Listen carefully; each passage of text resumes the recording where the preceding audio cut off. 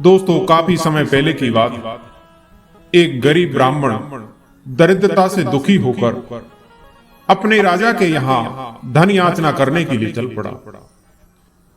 कई दिनों की यात्रा करके राजधानी पहुंचा और राजमहल में प्रवेश करने की चेष्टा करने लगा।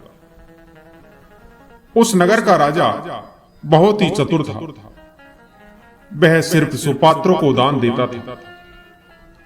याचक सुपात्र है या कुपात्र, इसकी परीक्षा होती थी। परीक्षा के लिए राजमहल के चारों दरवाजों पर उसने समुचित व्यवस्था करवा रखी थी। ब्राह्मण ने महल के पहले दरवाजे में प्रवेश किया ही था कि एक वेश्या निकलकर सामने आई। उसने राजमहल में प्रवेश करने का कारण ब्राह्मण से पूछा। ब्राह्मण ने उत्तर दिया कि मैं राजा से धन याचना करने के लिए आया हूं, इसलिए मुझे राजा से मिलना आवश्यक है, ताकि राजा से मिलकर कुछ धन प्राप्त कर अपने परिवार का गुजारा कर सकूं। वेश्या ने कहा, महाराज, आप राजा के पास धन मांगने जरूर जाएं, पर इस दरवाजे पर तो मेरा अधिकार है और मैं अभी काम पीड़ित हूं, इसलिए आप यहां से अंदर तभी जा सकते हैं जब मुझसे रमण कर लें, अन्यथा दूसरे दरवाजे से जाइए। ब्राह्मण को वेश्या की शर्त स्वीकार नहीं हुई। अधर्म का आचरण करने की अपेक्षा ब्राह्मण ने दूसरे द्वार से जाना पसंद आया। ब्राह्मण वहां से लौट आए और दूसरे दरवाजे पर जाकर महल में प्रवेश करने लगे। 2 ही कदम भीतर पड़े होंगे कि एक प्रहरी सामने आया। उसने कहा, इस दरवाजे पर महल के मुख्य रक्षक का अधिकार है और यहां वही प्रवेश कर सकता है जो हमारे स्वामी से मित्रता कर ले। हमारे स्वामी को मांसाहार अति प्रिय है और भोजन का समय भी हो गया है, इसलिए पहले आप भोजन कर ले, फिर प्रसन्नता पूर्वक महल के अंदर जा सकते हैं। आज भोजन में हिरण का मांस मना है। ब्राह्मण ने कहा कि मैं मांसाहार नहीं कर सकता, यह अनुचित है। प्रहरी ने साफ साफ बता दिया कि फिर तो आपको इस दरवाजे से जाने की अनुमति नहीं मिल सकती। किसी और दरवाजे से होकर महल में जाने का प्रयास कीजिए। ब्राह्मण तीसरे दरवाजे की ओर पहुंचा।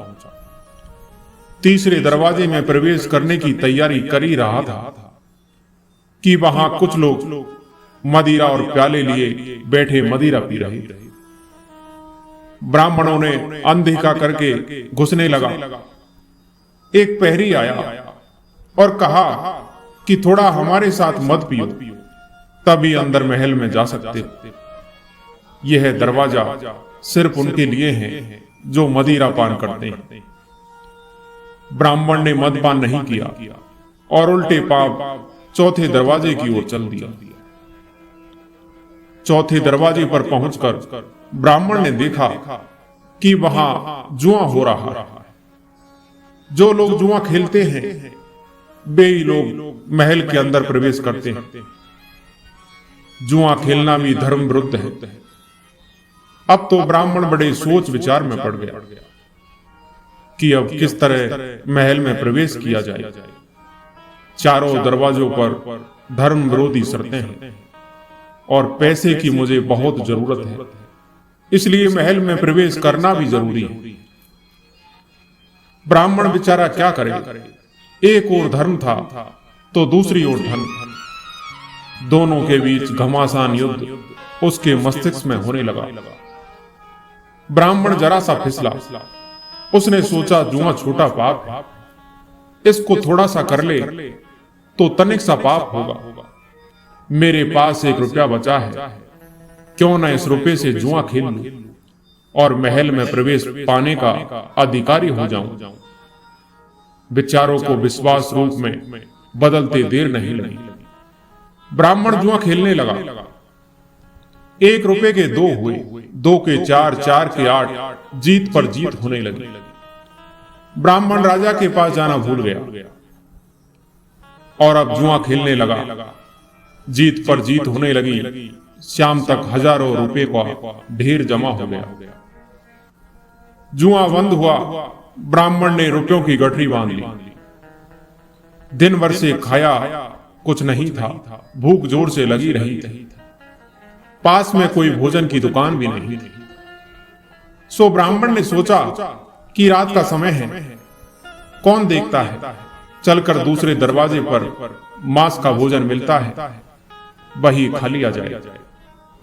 स्वादिष्ट भोजन मिलता है और पैसा भी खर्च नहीं होता, दोहरा लाभ है।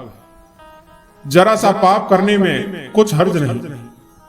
मैं तो लोगों के पाप के प्रायश्चित कराता हूं, फिर अपनी क्या चिंता है, कर लेंगे कुछ ना कुछ।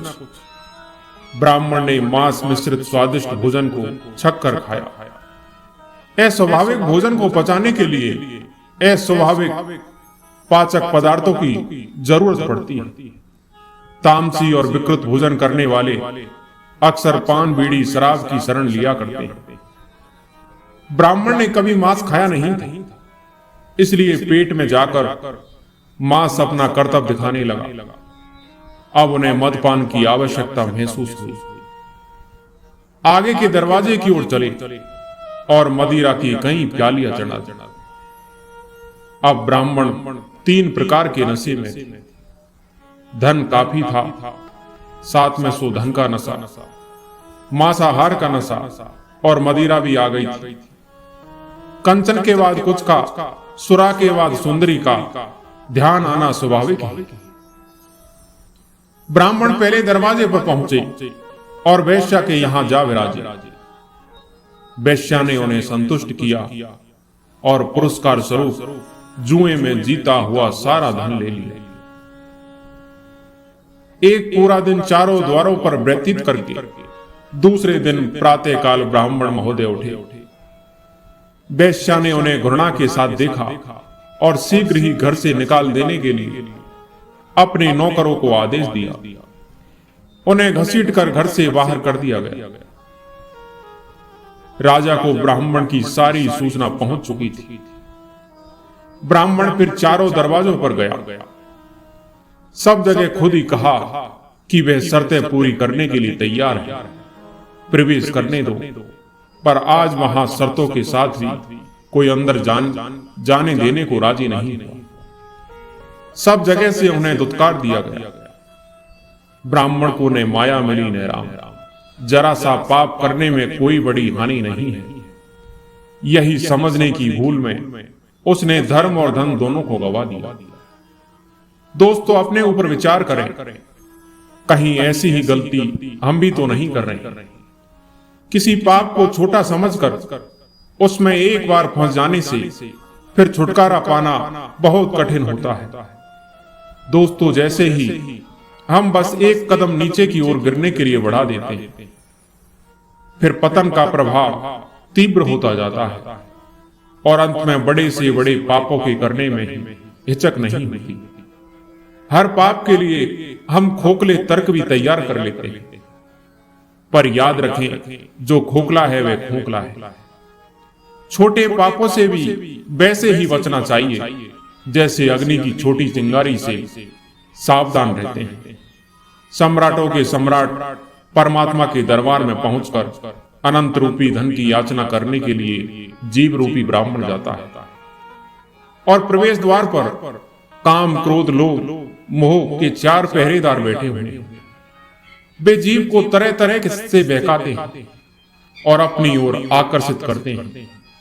यदि जीव उनमें फंस गया तो पूर्व पुण्य रूपी गांठ की कमाई भी उसी तरह दे बैठता है जैसे कि ब्राह्मण अपने घर का 1 रुपया भी दे बैठा था।